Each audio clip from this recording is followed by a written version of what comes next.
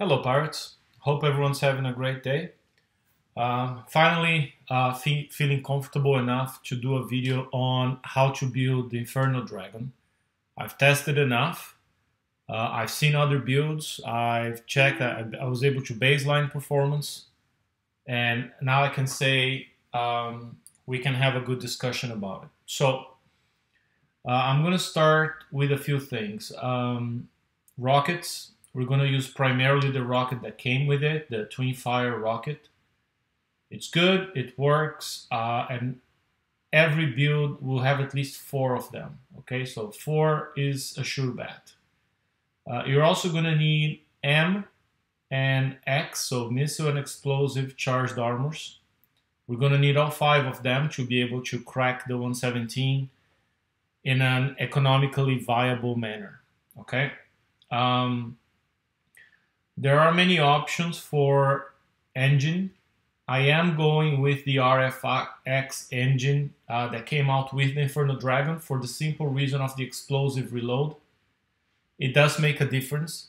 As you know, these rockets have a slow reload time of 4 seconds, and there are intervals where they don't fire. So if you go with anything else like Speed System 6 or Magnus Drive, you will feel a little bit of pain on the reload side, so you will need specials to buff reload. Maybe you will need cluster warheads. What I'm trying to do is sacrificing a little bit of speed to gain that reload, so I don't need cluster warheads special to buff reload. The next special I'll be using is Siege Battery 4.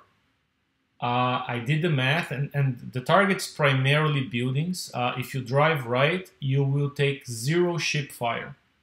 Okay, so that's why I'm taking Siege Battery 4 instead of Garrison Battery. Garrison Battery, let me show you here, offers you explosive damage of 18% and then offers you 65% of building damage.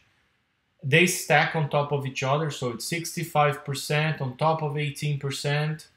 You got to multiply, so let's say you have 1 unit of damage times 1.18, you get to 1.18, then you multiply by 65 and you gain almost 2 units of damage.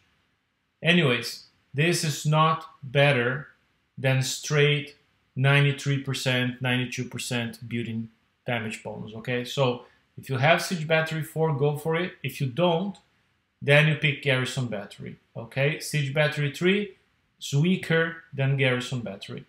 Once you pick Garrison Battery, now my next choice, of course, is Alloy Armor MX3.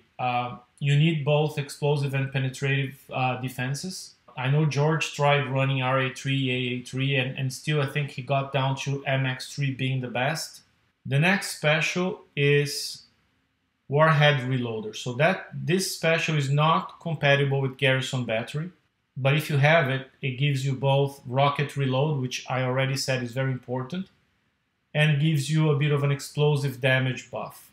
Okay, if you don't have Warhead Reloader, let me clean up a few slots here so you see the difference.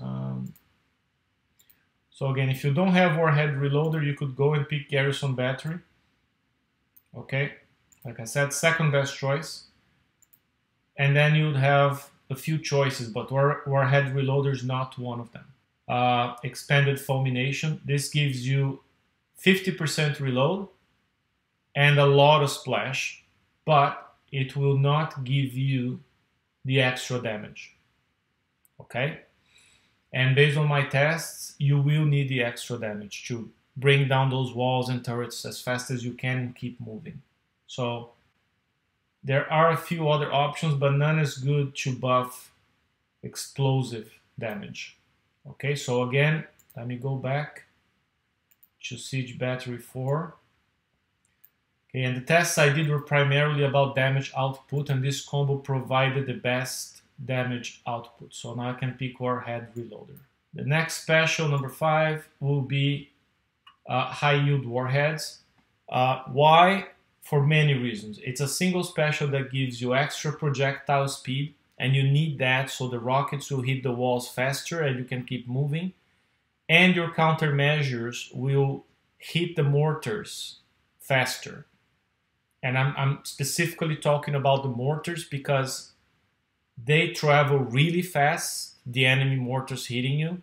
You cannot outrun them, and in some cases the gales are too slow to counter them before they hit the floor near you, the water, and do you damage. So you need the extra projectile speed.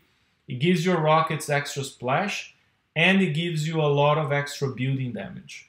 Another choice, not as good, would be high velocity rounds. You get the projectile speed and the building damage. You don't get the extra splash. Okay, or you could go with less spread and more splash. So that's also a way of improving damage because you're concentrating fire with the -30 splash on a smaller area. So that's also a choice. Okay, other choices were not relevant at this time. I mean, you could look at something like Siege Reloader. A lot of building damage, some extra reload could help as well. No gains in splash though. So multiple choices. The one I picked was high yield warheads. 125 rocket reload, then the 50% explosive reload here that for some reason is not showing up here in the attack block, but it's working during battle. Final special, and this is where now my buildings will diverge. I am building two different setups, two ships of each. First setup, two of the ships will have a few very specific countermeasures. So it will have a sprint and a gale, and if possible gale 3 because of the explosive resistance. You really want that, and the weight, the max weight in the ship allows you to have that. So one of each, and that means these two slots here will receive extra rockets, so the damage will actually go over 1 million. So you see just over 1 million damage. So that's two ships like this. On these two ships, I am going with Explosive System 4. It lowers the spread. This weapon has a very wide spread, so that means fire is going to be all over and not going to be killing what you want as fast as it should. So it concentrates fire a little bit. It more than doubles your splash, which is great too for fire density. And it gives you even more projectile speed. Okay, so again, these rockets from this ship will hit faster than the other two ships I'll have. And because I have nothing buff range in the gale, okay, it's going to be working from a really short range, kind of like a tiered, layered, staggered approach for the countermeasure. So if the first set of gales on the other two ships with a longer range fail, these guys will kick in, and because they're going to be already closer to your ship, the mortars, having the faster projectile speed is very important, so it helps. So two ships like this, and then in the end I will have 3X charged X armor and 2M. I noticed the explosive damage is bigger in the target and the pool depletes faster, so you need 3 and only 2 M's. Okay, that means using the Gale 3 and 3 of these charged X, you get 95% explosive defense, and that's it. So 2 ships exactly like this one. The other 2 ships will be slightly different. They won't have a sprint. Instead, we'll have a flanks 4, and they will have more Gale. So again, if you have Gale 3, great. If you don't, you're going to have to improvise with a mix of Gales 1 and whatnot. So this ship has 1% extra on each, so they are a little bit more resistant. But I need range on those countermeasures and accuracy. So I take off Explosive System 4 for Countermeasure Loader 4. In this case, I'm getting more dispersed fire. The spread goes back to original. I'm also getting losing some splash, but I'm getting extra reload. So fires, rockets in these 2 ships will fire faster. That staggers 2 ships reloading at different time, right? For 2 at one rate, 2 at a different rate. So that gives me non-stop firing over time, and it gives me very accurate countermeasures. If you drive right, the ships will never fire at you, and you only have a few missile turrets, so 2 flanks in the whole fleet, more than enough. If the Mastodons fire at you eventually, you'll have to rely on this up to 95% remote targeting evade. So most of the missiles actually will not hit you. A different option, if you think you don't like giving up all that splash and whatnot, you could keep Explosive System 4, and instead of Siege Battery 4, you just go with Frontline Countermeasure System. You're giving up on building damage now, but you gain again the splash and the spread and the projectile speed. But I'm sticking to Siege Battery 4 and Countermeasure Loader 4 on 2 ships that will have 4 countermeasures and a lot less damage.